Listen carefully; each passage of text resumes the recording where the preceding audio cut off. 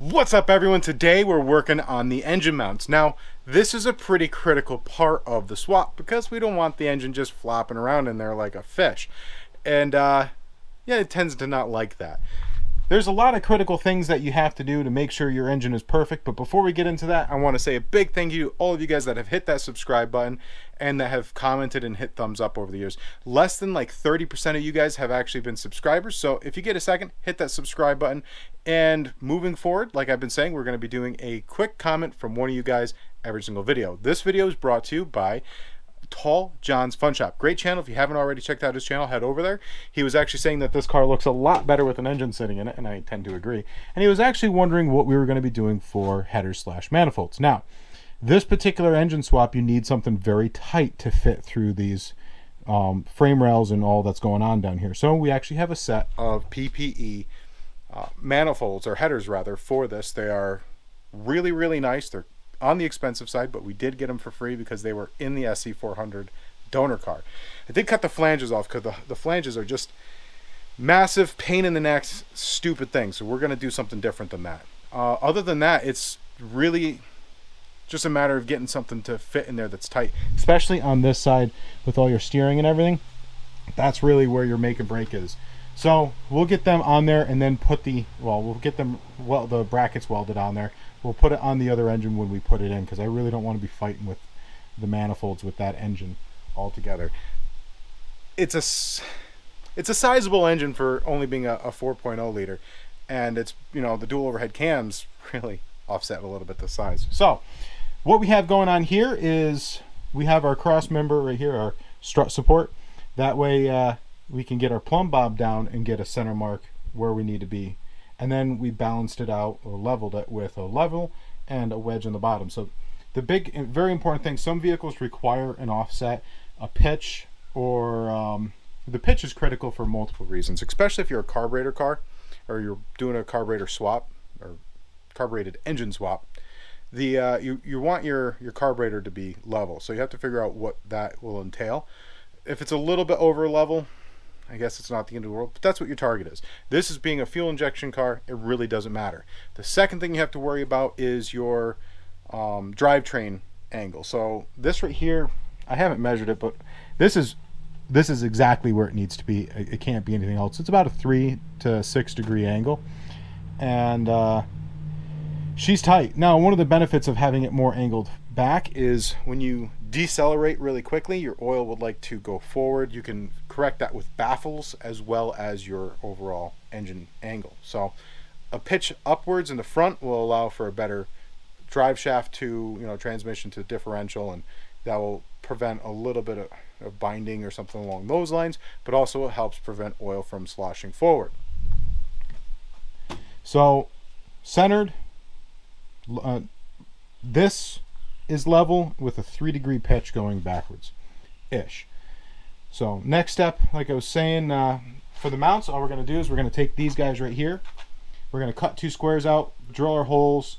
This one right here, I'm going to drill or make it a little bit bigger so that I can fit a bolt right here for the electrical harness. And then it's just a matter of using some mild steel.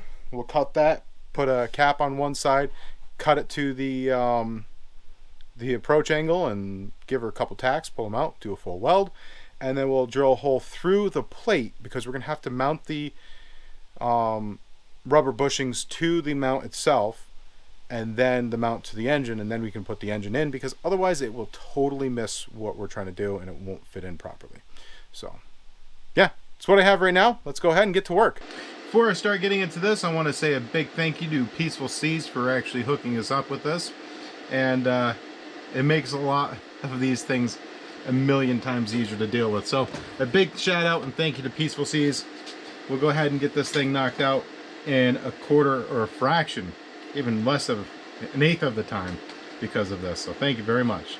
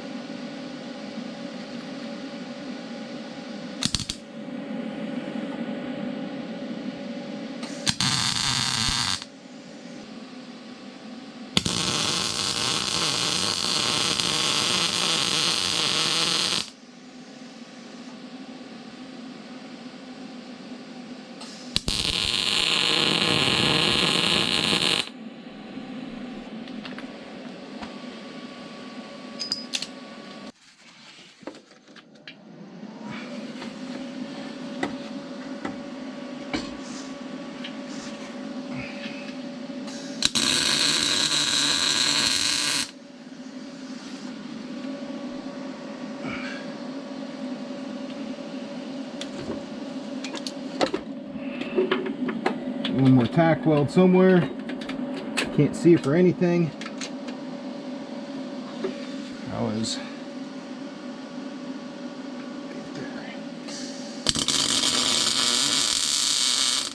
okay.